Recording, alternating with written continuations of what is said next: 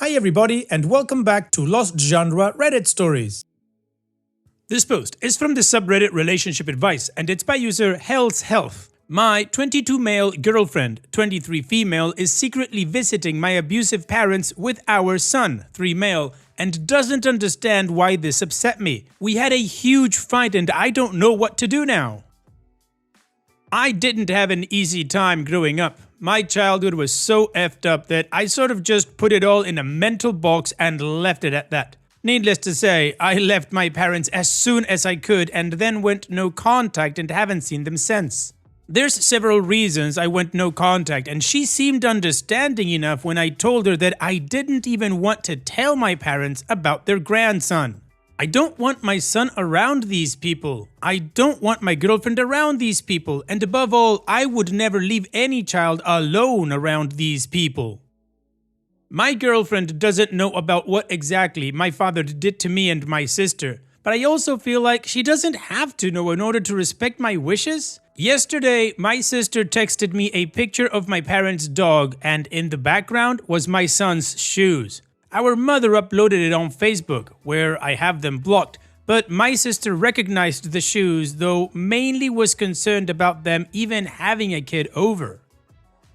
My girlfriend and I were both at work. She's only part-time, but we always have someone to watch our child, either my sister or my girlfriend's family. So it's not like she had to bring him there to have someone watch him. This was a deliberate decision that she should have made with me. I talked to my son about it and turns out he's been there several times unsupervised, alone with my father. Apparently, nothing happened, but I was understandably angry and confronted my girlfriend as soon as she came back home. This, of course, led to a huge fight. She left crying and went to her parents' house, and later her mother came to pick up my son, which I refused, which led to a fight with her mom too. My girlfriend texted me asking to talk later today, and I know I can't keep my son from her. I also don't want to, but I don't want to go into our conversation unprepared, so any advice is welcome. I also feel betrayed and still very angry, and I'm honestly ready to break up over this, but my son is very upset and anxious because he heard our fight, and I'm just at a complete loss and don't know how to handle this. OP, you are very right to be feeling betrayed. Your girlfriend crossed a line that you'd buried deep for a reason. And you shouldn't have to go into specifics with your girlfriend if you don't want to. It should have been enough for her that you told her that you are no contact with your parents and that you don't want your son near them.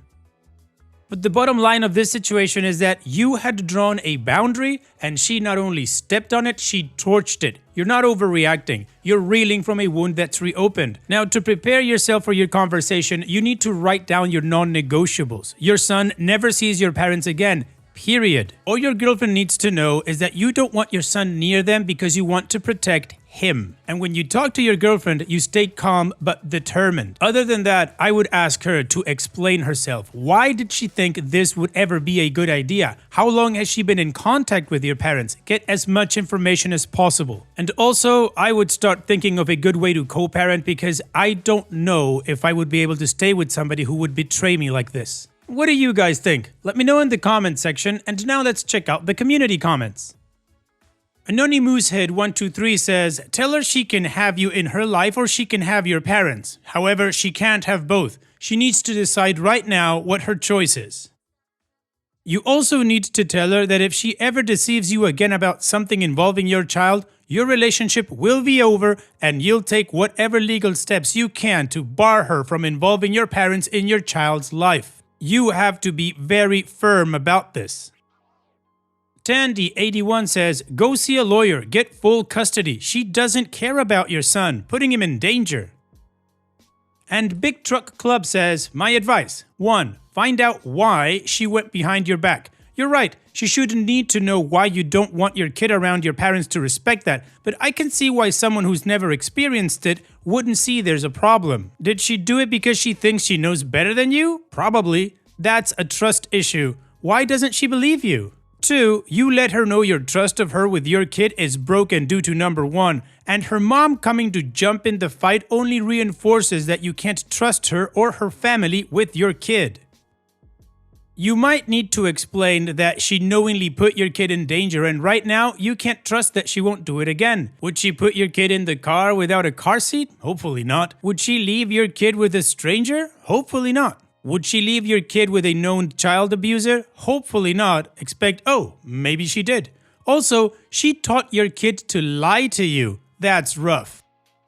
3. Think of some boundaries or behaviors that can help her gain back your trust. Let her know that if she can't gain back your trust, you might need to take legal action to prevent your kid from being around your parents. It's that serious. It will destroy your relationship with her if she does it again. It's that serious. And 4, figure out why the heck she left him there. You say you have babysitters and childcare, so even if she thought they needed to repair a relationship, figure out why the heck she left. She knew that you had issues with them, even if she thought better. Why would she leave him alone there?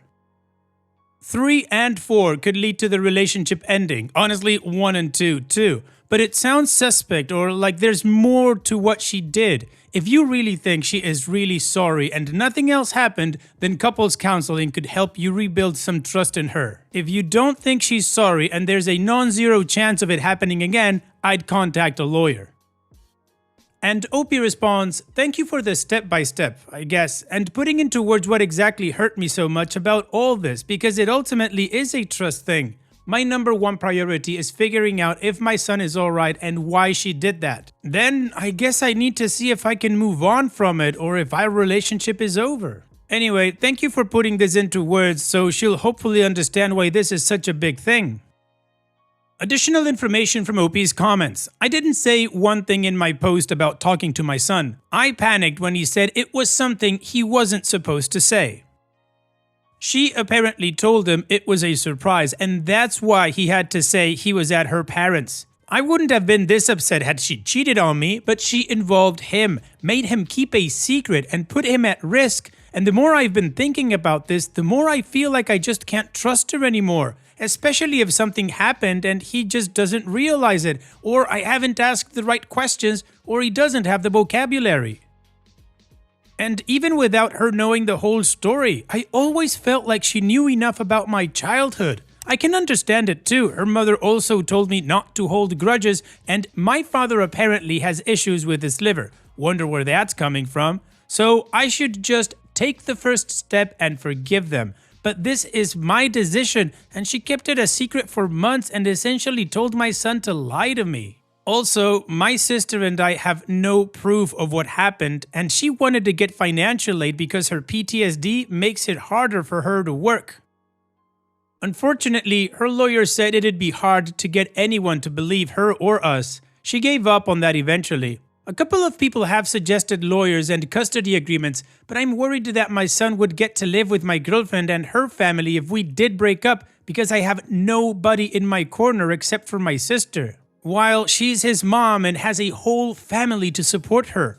Admitting to or confronting what happened with my parents in the past is really hard for me, which is why I never actually told her in detail. I think that was my mistake. I never considered that she would wish for him to get to meet them. Up until my sister texted me the photo, I had kind of just ignored that they existed. Okay, apparently the majority of the community thinks that OP can still try to fix the relationship, but honestly, with this level of betrayal, I don't think it's possible. And apparently, she and her parents want OP to take the first step and forgive them. Yeah, no. Anyways, let's move on to the update to see how this story ends.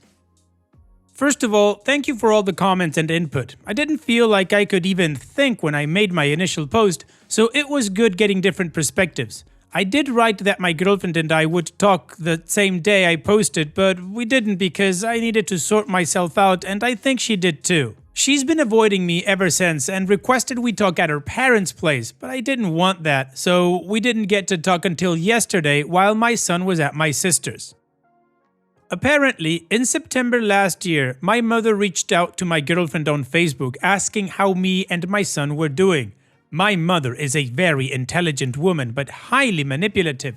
She convinced my girlfriend to visit them because my father is ill. My girlfriend said she didn't tell me because she knew I'd say no and she wanted to see what kind of people my parents were. She brought our son but didn't leave him alone at first. but her visits got fairly regular and she became comfortable with leaving him with my parents.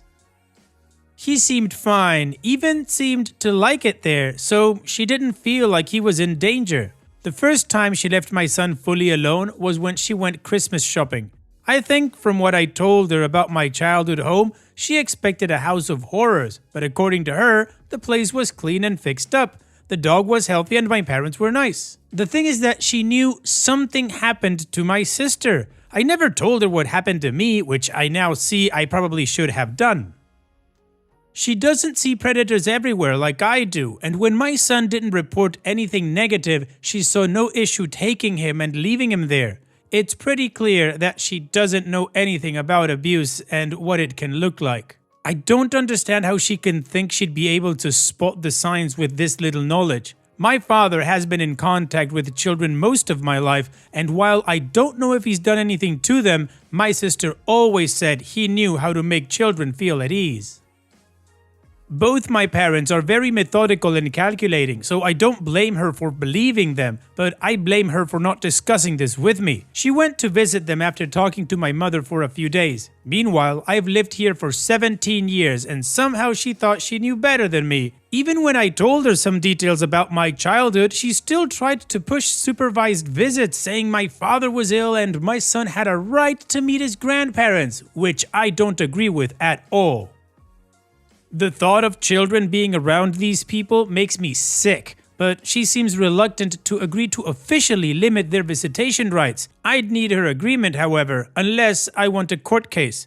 I also tried to explain why this felt like a betrayal, because this is not just about putting my son in danger, it's also about her going behind my back for months. What else would she be capable of? She then told my son to keep the visits a secret, which is exactly what abusers say too. She did apologize, saying she made an honest mistake. That was not an honest mistake. And feels like I'm blowing this out of proportion and that her parents think so too. Besides, our son is fine and I shouldn't have raised my voice at her and should be more grateful for what her parents have done for me and us over the years. Which I am. I owe them, sure. But that doesn't mean they can just overrule my parenting decisions or get so involved. I feel like neither her nor her parents trust me or take me seriously, and it's so frustrating when the mother of your son is pretty much actively working against you. I don't think she can even grasp how terrified I was when I talked to my son about their visits. Again, I know it's my fault for not telling her everything, but I never thought she would do something like that. My past never really affected me much anyway. I never felt like there was a reason for her to know all the details. Honestly, I don't know if anything is resolved.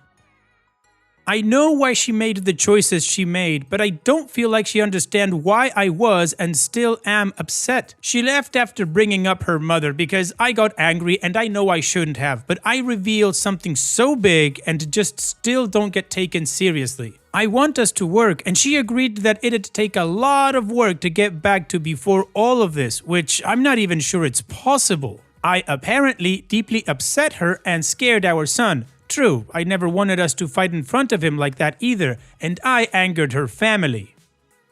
I think for me emotionally, all feelings for her vanished the moment I found out, so that's kind of where I am now. I wish we could make it work for his sake, but I don't want him to grow up with dysfunctional parents or with his parents fighting every day, so if this doesn't work out, I'll need to get a lawyer. I'm willing to put in the work needed for us to stay together, but I've been doing a lot of thinking. We were so young when we started dating and had our son, and I'm not sure I ever thought about us staying together forever. I only stayed because I was living with them, and then I stayed because I didn't want to be a crappy teen dad, abandoning my son and the girl I loved, because I really did love her, I think. Also, I am partially responsible for her being pregnant in the first place. Yeah, I'd say like 50%. Before he was even born. As for my son, I have talked a lot to him these past few days. I had taught him about touch and what's okay and what isn't, so I just hope it's true that nothing happened. He has also apparently not seen anything inappropriate. Our fight got to him though, and he knows I was sad and knows his mom is too, and I hope him and I talked it out enough and that my girlfriend gets to talk about this with him too. We might just sit him down or something. I'll need to talk to her about that. Opie's edit. I feel the need to clarify a few things. Also, I see a bunch of people fighting in the comments and I didn't word things as clearly as I should have in the post. I went no contact with my parents when I moved out for good. When my girlfriend was pregnant, we talked about my parents, and I told her I did not want to tell them they were going to be grandparents, and I did not want them to ever see our child. She agreed, and that was it. Her and I have talked about my childhood prior to my first post. She knows enough about my living conditions to know it was unsafe for any child. She knows my father is a violent alcoholic, and she knows about a lot of the crazy crap my mother pulled over the years. She knows my sister has a PTSD diagnosis, and she knows my father touched her. That is everything she knew, and I honestly think that should have been more than enough. Her parents also know about most of this. Yes, I raised my voice at her and her mom when I found out she had been taking him there, and I should definitely not have done that. It's been really hard to stay calm when talking about my parents, especially with her refusing to listen to me. Our conversation was very emotional as well, but I ultimately just shut down after I told her that my father had also abused me, and yet she still said, "I don't see why we can't do supervised visits." And I don't even have an argument because logically, he can't do anything with someone watching it, but it still feels like I'd be trafficking my son even if he doesn't touch him at all, and I can't even explain why I feel that way. People in the comments say it's just an emotional response, which is true, and maybe it's logical, but I truly don't see how getting to know his grandparents would be beneficial to him anyway. The reason I hadn't told her the details before is because I was fine being intimate. I managed at work. It's not like I want to end my life every day because my parents were crappy or something. It didn't need to be brought up, and then having to talk about it is just painful, and there's a lot of shame and just things my parents, I guess, brainwashed me to feel. I felt even more impossible after how dismissive she was. Things have calmed down between us now. Maybe it's sinking in for her now, even though she still argues that nothing happened and ultimately everything was fine, but it feels like that's just her inability to accept she's made a mistake repeatedly. She said she really thought they were okay because they seemed normal. Clean house and all. Their dog is not a ball of matted hair like our old one, everything being the opposite of how I described it. I don't think she'd bring him there behind my back again, but I obviously can't say for certain. We have not talked about this anymore. Maybe we need that right now so our son doesn't realize how bad it is between us currently, though I'm worried he knows anyways. I think we will separate though. I don't see us as future partners anymore. Her teaching him to lie to me and her parents apparently told her that it isn't a big deal really scares me. I'm really scared they will paint me as abusive or something because I really don't have much going for me when it comes to custody. She's the one with a functional support system, with people helping her look after our child, and her parents have the money for a good lawyer and can risk a lengthy legal battle. All of this, however, are things I need to talk to a lawyer about as soon as I find one. I'm not feeling anything for her anymore, not even anger. I know we can't stay together. I don't want us to end up like my parents. I don't want my son exposed to that, so I'm going to have to discuss separating with a lawyer and then decide from there. I think the best I can hope for is that we'll separate without much fighting and that we can co-parent effectively, which is also why I don't want to stir up any more arguments. I'll definitely take legal steps against my parents seeing him though, as well as taking him to a doctor. Wow, OP, I am so sorry that you've gone through all of this, not just with your parents in your past, but also having that idiot for a girlfriend, and her parents are just clueless. I do hope you're able to get legal help to protect your son and yourself from these people, all of them. So in the meantime, here's wishing you and your son the best, OP. Take care and thanks for sharing. And now let's finish this video with a mood booster post. This post is from the subreddit Malicious Compliance, and it's by user DVD Maven. You said to kill the print job. I was working at a major equipment manufacturer as a systems administrator. One day, a salesman came charging into the admin area yelling about his report not printing. So I called up the spooler and saw a huge 140 megabyte print job clogging the queue. This was back in the days of text-based everything. The report would have been thousands of pages long. I told him what the problem was, and he told me to kill the big print job as he had to get his report out. I killed it. About 10 minutes later, he was back saying his report has vanished. I said, "You told me to kill it. Do you think I would have killed someone else's print job on your command?" He got a bit upset, so I called up his keyboard logger, which he didn't know about. I looked at the SQL command and said, "You were trying to print out every sale every person made for the last 5 years. He wanted me to fix it, but as a system admin, I did not have access to do anything to the Oracle database except run the nightly backups. Go see a database admin." Got a call from the lead database admin asking why the salesman had command line access to the database. I had no idea, but I called up the keylogger for the salesman and said, "He's logged as a DBA who left the company. Oops." The account was killed and the salesman got fired. Well, he wanted you to kill the print job, he killed his job. Thanks for sharing, OP. And that's it for today's video. Thank you so much for taking the time to watch it. Now, if you've gotten to this point in the video, I assume that you like these stories that I'm reading out, so here are a couple more that you might enjoy. And if you don't have any time to watch another story right now, save it for later, and also, don't forget to hit that subscribe button.